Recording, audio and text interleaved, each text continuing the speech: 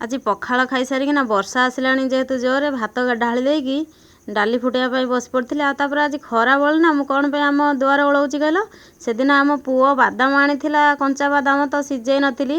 ଆଉ ମୋ ଛୁଆମାନେ କହିଲେ କି ଯେ ବୋଉ ବାଦାମ ସିଝେଇ ଦେ ଆମେ ଖାଇବୁ। ତାପରେ ମୁଁ ଲୁଣ ପକାଇକି ସିଝେଇ ଦେଇଥିଲି। ସିଝି ସାରିଲା ପରେ ତାଙ୍କୁ ଦେଇଥିଲି ଖାଇବା ପାଇଁ। ସେମାନେ ଖାଇକି ଦେଖ ଦୁଆର ଗୋଟାଙ୍କ ବାଦାମ ଖୋଳପନା ବିଞ୍ଚି ଦେଇଛନ୍ତି।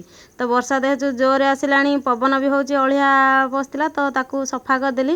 ସଫା କରିସାରିଲା ବେଳକୁ ଆଜି ଦୁଇଟା ଛୁଆ ନା ବର୍ଷା ପକାଉଛି ବୋଲି ଘର ଭିତରେ କ୍ରିକେଟ୍ ଖେଳୁଛନ୍ତି। ମୁଁ ତାଙ୍କୁ ନାହିଁ କଲି ବର୍ଷା ଛାଡ଼ୁ ଖେଳିବ ବୋଲି, ନାହିଁ ହେଲେ ସିଏ ତାଙ୍କର ମାନେ ବର୍ଷା ହେଉ କି ଯାହା ହେଉ ଆମେ ତ ଖେଳିବୁ ଆଉ। ତାପରେ ସିଏ ଏମିତି ବଲ୍ ମାରିଲେ ଯେ ସିଧା ମାନେ ମୋ ସାଇଟ୍ ଦେଇକି ବଲ୍ଟା ସିଧା ଯାଇକି ଆମ ଘର ଭିତରେ ପଶିଗଲା। ମାନେ ଘର ଭିତରେ ପଶିଗଲା। ମୋ ଆଉ ଟିକେ ତ ହେଇଥିଲେ ମାନେ ମୋ ମୁଣ୍ଡରେ ବାଜିଥାନ୍ତା। କିନ୍ତୁ ତାପରେ ବି ସେମାନେ ମାନୁନାହାନ୍ତି କି ସେଇ ଘର ଭିତରେ ଖେଳୁଛନ୍ତି। ଏମାନଙ୍କୁ କ'ଣ କହିବୁ, ଛୋଟ ଛୁଆ। ରହିଲି, ଜୟ ଜଗନ୍ନାଥ।